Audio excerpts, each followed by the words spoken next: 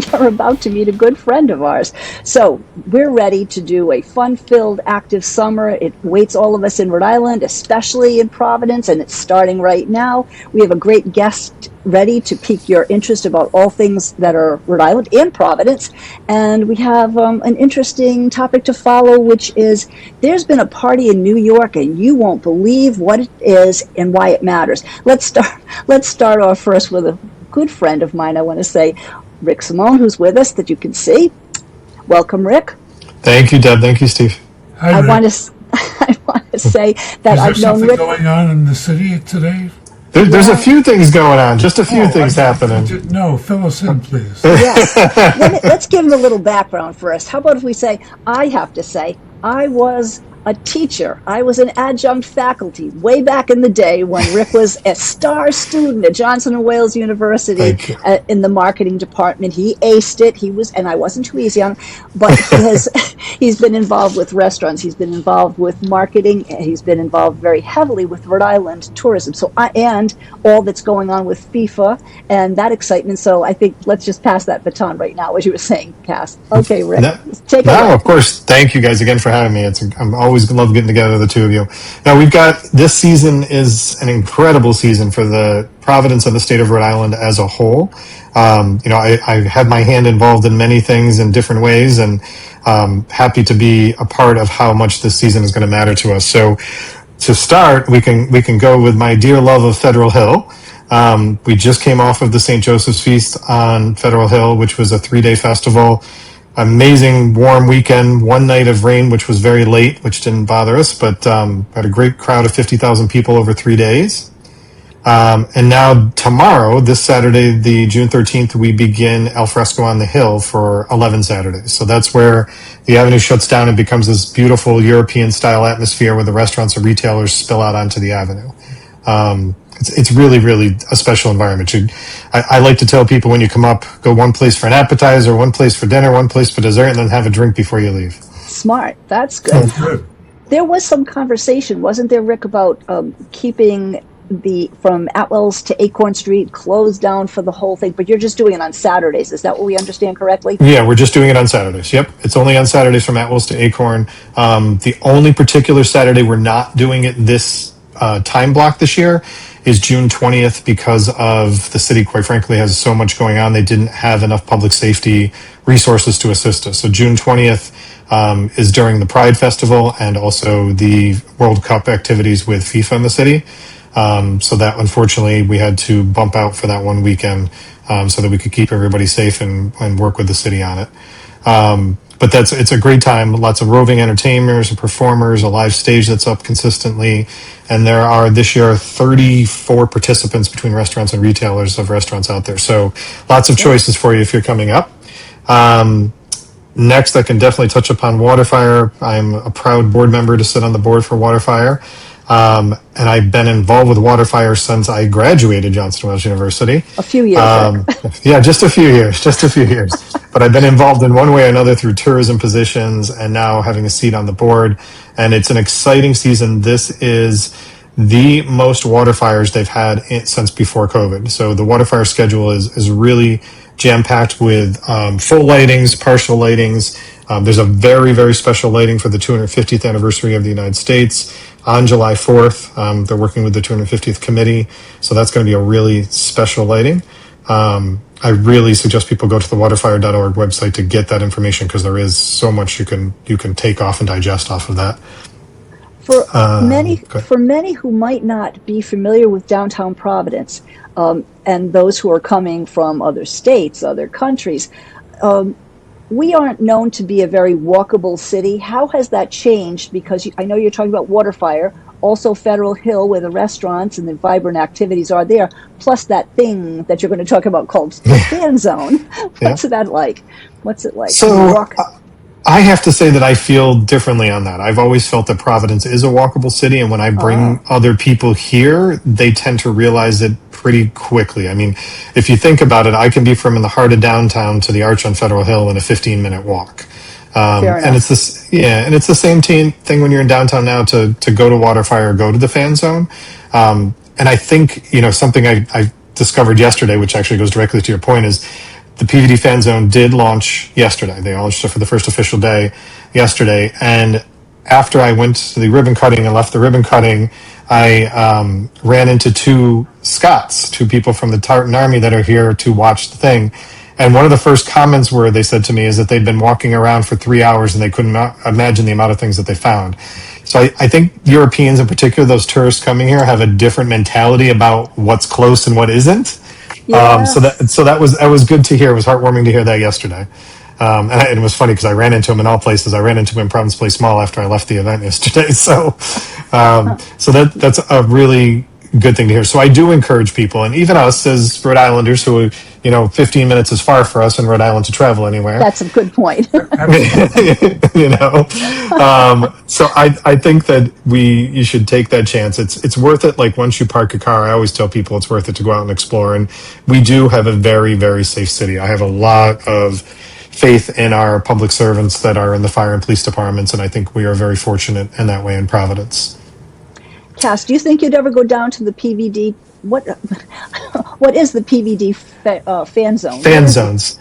So the fan zone is an activation site. We are an official fan zone registered with FIFA, the Department of Arts, Culture, and Tourism with the city, as well as the Providence Tourism Council, took this initiative to launch this, mostly because, well, Boston is the official city for this location. We are so close to not just Boston, but what we're calling Boston Stadium, the Gillette Stadium, for the games. We're actually closer. Providence is actually closer than the city of Boston. So we have a lot of media, a lot of guests staying in not just Providence, but all of Rhode Island.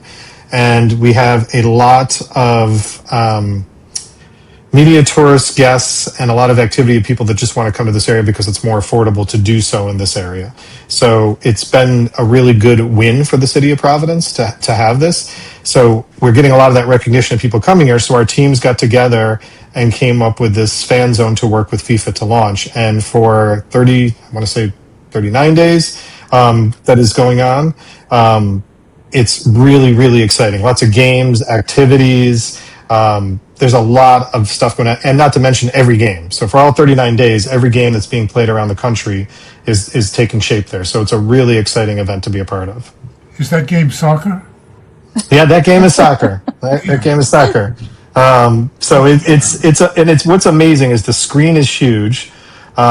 It's this area called Station Park, which is directly across from the Providence Place Mall, and it is across from the State House. So very easy to see, massive tents, massive activities, food trucks, bars, live entertainment. It's a really exciting something to be a part of for the city of Providence and the state of Rhode Island. Where do people park when they come in? Well, I assume they have buses coming in because they came in from Warwick, they came in from Foxborough. I assume that there's a place where the buses. What happens for those of us who are not using public transportation, but we're driving in? What do we do? So if you go to that pvdfanzone.com website that they literally are listing parking opportunities throughout the entire city of Providence. And fortunately, in that particular area, there is a really big abundance of parking. You've got Providence Place Mall, the DOT lots, and the state lots on the other side of the State House. Just down the corner to where Cafe Nuovo is, there's a massive lot.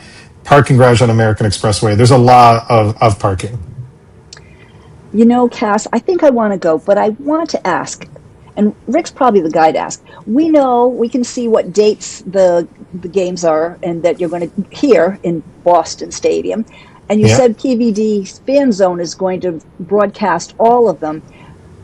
Would it be better if we went on the days when Boston Stadium isn't being used? Is that smart? How do you say? So here's what I would tell you is that, and I've got a second part to this, but before I'll answer that because I've got to get a separate plug-in. So Federal Hill, along with many other areas, Federal Hill is doing what we're calling our Summer of Soccer tailgate event. So at Garibaldi Park, which is the park right at our arch, right at the La Pigna Arch, we're activating that park on Gillette game days. So only on Gillette game days are we activating it. So that's a total of, I think, 7 dates that we're activating that park. So we're showing all the games being played on that day in addition to the Gillette game. So if the game starts at 6, the park will be open till 8. If it starts at 7, the park will be open till 9, depending on how long it is. The difference in the fan zone is it's an official FIFA registered thing. So it's got all the FIFA gear, the materials, all the different sponsors and things you can imagine. and the license to show every game. So they're going to show every game no matter what's going on. So if you wanted, so I wouldn't think that with all the places showing the games that it would truly matter whether you went on a day that whether there was a Gillette game going on, a Boston Stadium game going on, or just regular games, because you'll have an opportunity to watch them all. I can tell you my hope is that on the days that the Boston games are going on, that it will be busier because the people that are staying in the city that couldn't get tickets will be going to Federal Hill, be going to the PVD Fan Zone to want to watch it. So that is our hope.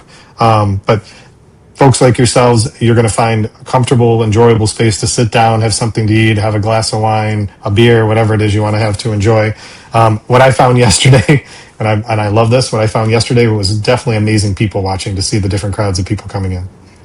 Great cross section of society, that's for sure. I mean, nationality. We become an international city for a short time. Really, truly an international city. Are you? Yeah, the team Ghana is staying here. So Team Ghana is headquartered in Rhode Island, in Providence. They're using Bryant University as their base camp for training. So they came in and they had a big celebration last night. And it's really interesting to see the mix of people, like you said. It's something special for the city and the state. We have friends from Ghana. Yes. Do you? I wonder if they're going to be going. We'll have to give them a call and see if we can we can piggyback with what they're doing. That's great. Friends who live in Rhode Island. Yes, that's great. Nice. There you go. That and sounds a like major employer. That'll be great. That came from Ghana and created a wonderful business. I love hearing that. I have a question too about. Everybody's known for a long time that FIFA was coming. It's here and it's now. Do you hear that the restaurateurs and all of the various venues, they really are ready for this trigger pull, which is hours away? Yeah, so I think it's been a long time in preparation. I think that because the numbers weren't exactly what everybody was, the numbers were, I think, overinflated at first across the country for the FIFA zones. Yes.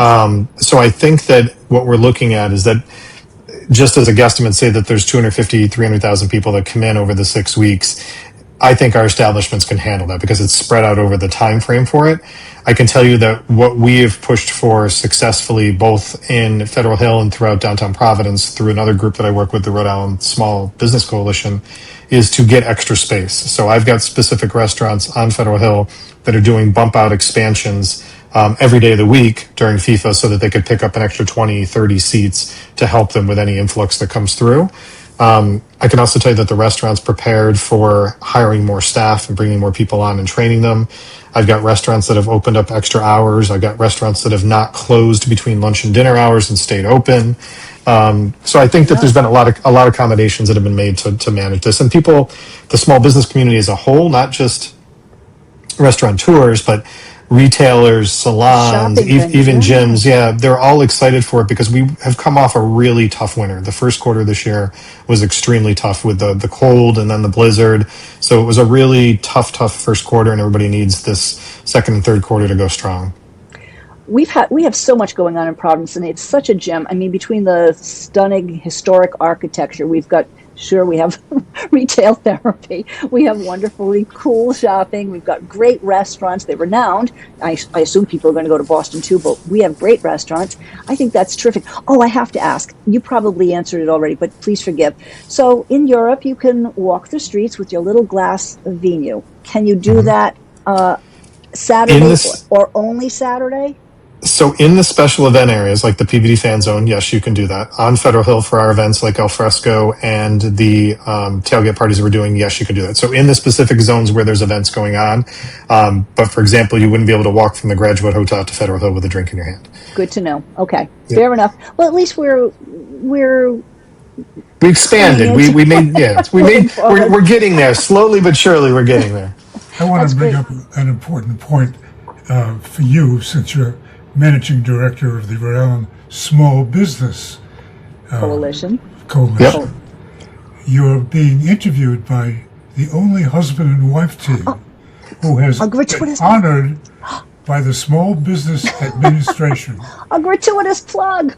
I love hearing that. I love hearing it. Although I have to say, I'm not shocked in any way. So I congratulations, and I'm very happy to hear that. Well, we're in good company, that's for sure.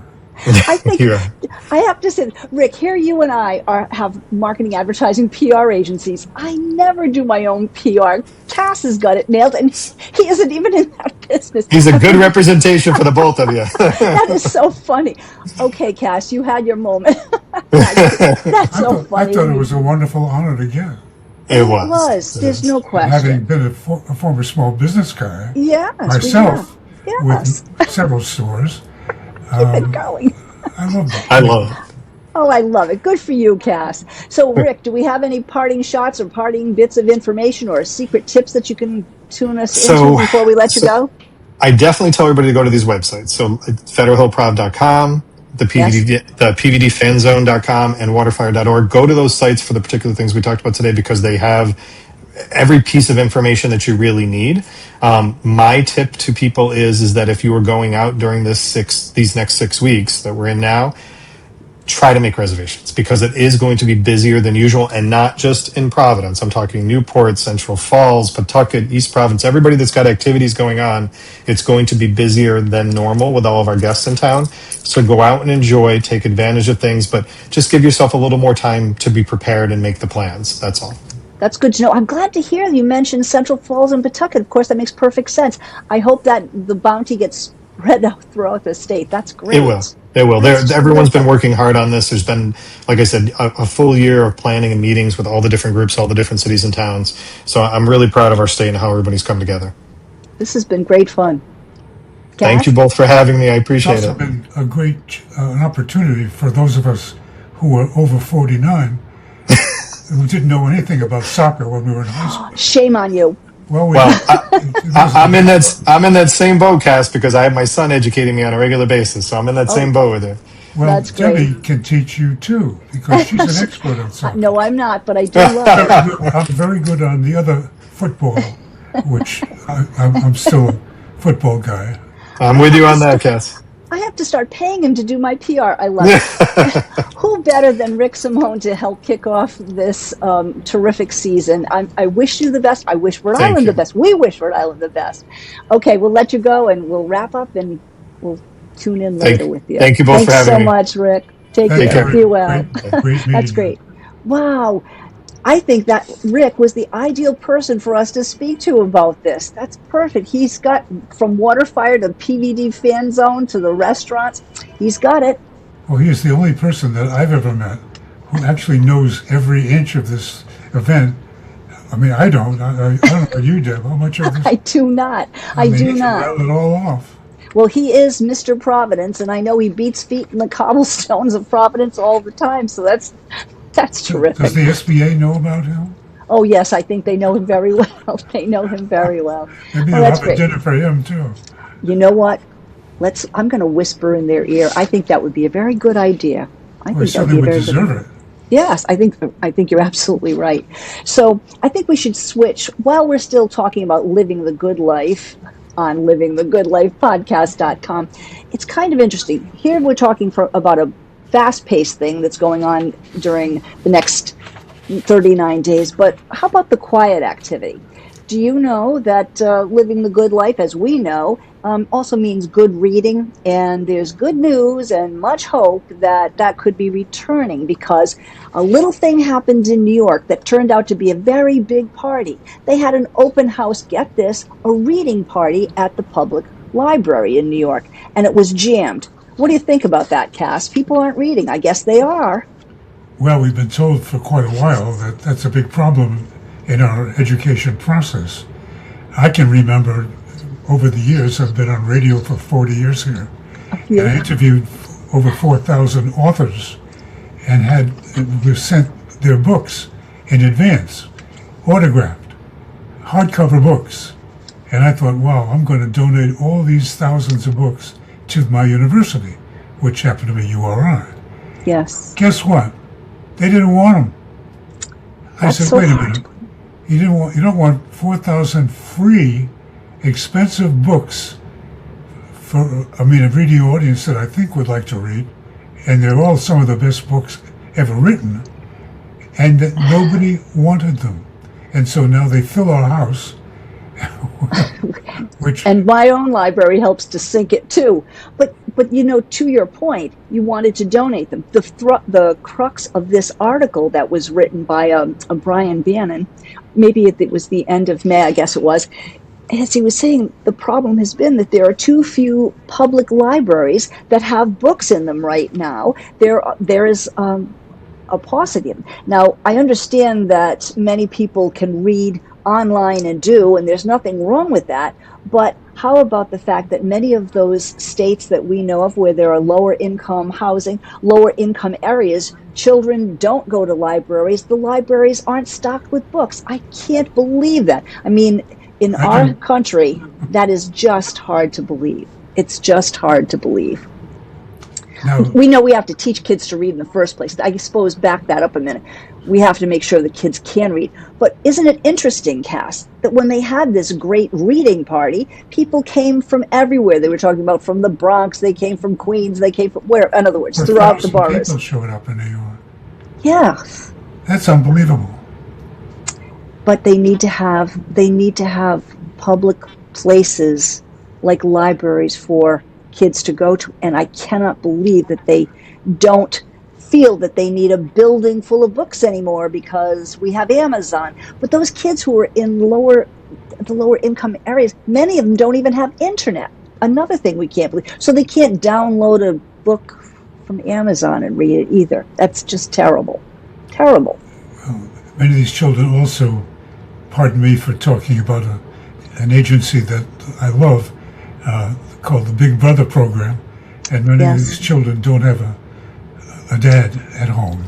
Well, that's a problem too. Frustrates the hell out of me. But anyway. Of course. Well, if you do need parents who can read to the kids in the first place, because that's when their little minds are getting to grasp the idea and they're learning they have the muscles that let them know that they can read and they can go to wonderful places through visiting and using books. And isn't it a shame that for maybe what might be an $8 used book or maybe a $2 used book, some kids don't have access to that? That's just unbelievable. Living the good life means you should be able to read. And apparently, we're seeing that there's a resurgence in that passion for this next generation to do it. And then they don't have access to the books? That's unbelievable. We need to fix that. We need to get somebody on that. All right. I nominate you. Get going. Nobody wants my books. Well, the funny thing is that as I was reading about this article, back in the day when you and I went to public libraries, maybe you forgot to return your book and you ended up with, 3 cents. And if you didn't return it for 10 years, it's probably $30. Maybe it's not. But in any case, there's a report that showed that once various states decided to eliminate the fees on those overdue materials, it brought people back. So if people are willing to go back, fill the racks and stacks. I don't know how you feel about this, but I frankly hold parents responsible for this. Yes. Now, my mother insisted that I was reading when I went to kindergarten. Sure. Reading good, quality books at that age. And I wondered how many children get that kind of education at home before they ever go to school. I wonder too. And then even if you have, how about this? As I understand it, I'm busy, at times you're very busy. Many parents with even 2-parent families with kids are so busy, they find that they don't or don't find the time because they're so busy, they can't make time to read to the kids or get the kids into the public libraries. And maybe we need to find a way to put that front and center again among the parents who maybe missed the boat on that in earlier times.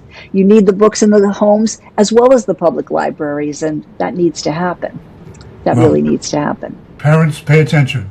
Parents, pay attention. You have an obligation to expose these children to reading early. You're right. 3, 4, 5. That's time. But you do need to spend time. You do. And I don't think anything is more important for those kids. And when they go to school, they're going to be so far ahead of the other kids it's going to be wonderful. Well, it's true. And in other countries, here we are, we're talking with Rick about all the other countries that are visiting us now. Other countries do have a higher amount of expenditures on books and libraries and parents reading. All of their numbers are up, and I wish ours were too. But, you know, living the good life, it means being able to read. What was that quote? There's no frigate like a book to take you miles away. You've got a book, you can go millions of places that you may not ever actually physically get to go to, but what a wonderful, it's a wonderful thing to be able to read. I know myself, even when we go on vacation, that's the only time that I get to change genres and go to something that's fiction rather than industry and business like I'm more likely to do. But reading is such a wonderful thing. That's part of the good life, right, Cass? Well, part of the best part of my 40 years on the radio was getting to read thousands of books in the course of my shows. Ideal. Because I had to read the book before I could do the interview. So I had no choice. Important, isn't it? You better get it done.